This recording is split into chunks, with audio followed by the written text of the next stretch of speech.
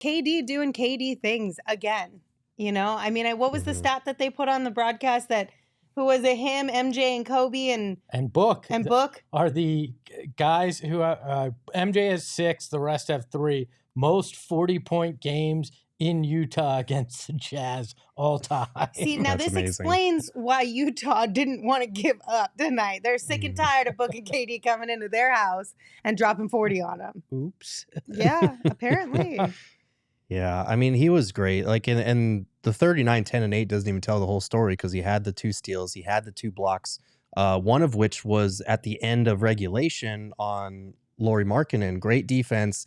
It goes right to a cutting Jazz guy, or I think it went to Lauri I can't remember, but somebody got the ball, laid it in. It was just like one of those fluke loose balls that you can't really do anything about. And then obviously the one at the end to win the game. Like, he has been every bit a top MVP candidate to start the season. I know it's only November, but like what we've seen out of him so far has been huge in carrying this team for stretches that they didn't have Bradley Beal and they didn't have Devin Booker.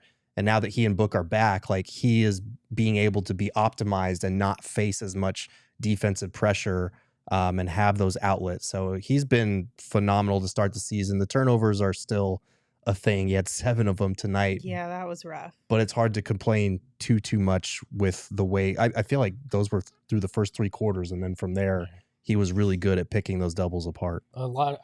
I'd have to go back and look, but some of them felt like they came when Book wasn't on the court and he was trying to be ball handler and dribble off his foot and whatnot. But if Kevin Durant is not on the NBA.com MVP ladder this week, we riot. All right, I am done with the MVP ladder on NBA.com if Kevin Durant does not get some goddamn love from them, because Kevin Durant has been everything we want him to be and more since this season started. He's played unbelievably. He is back to vintage KD, and he deserves all the love possible. He deserves to be in the MVP conversation. I know it's early, and the fact that there is an MVP conversation is pretty stupid, but if he's not part of it, it's even more ridiculous because he's earned it with everything he's done, and he's taken his game to another level with Devin Booker out there with him.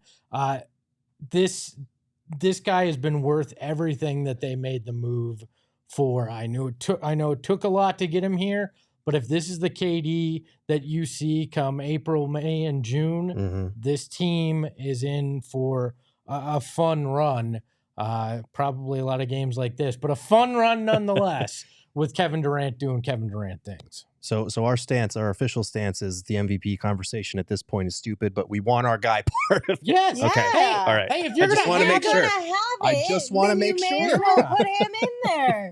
We're not saying you should have it, but if you're going to, at least have a decent conversation. I think now that the Suns are stringing wins together and are above 500, they're not a sub 500 team, I think he'll probably be on that list again. He better be. That was the only case against him, was that they were like 4 and 6 at the time. Yeah. That was it. Like, it's like if somebody had a list of 40-year-old heavier podcast hosts in the greater Phoenix area. It's a dumb discussion to have, but if I'm not on the list, I'm going to be damn pissed off. And that's the way I feel about KD not being on a way too early MVP list in the NBA. Okay, I just wanted to clarify that. God.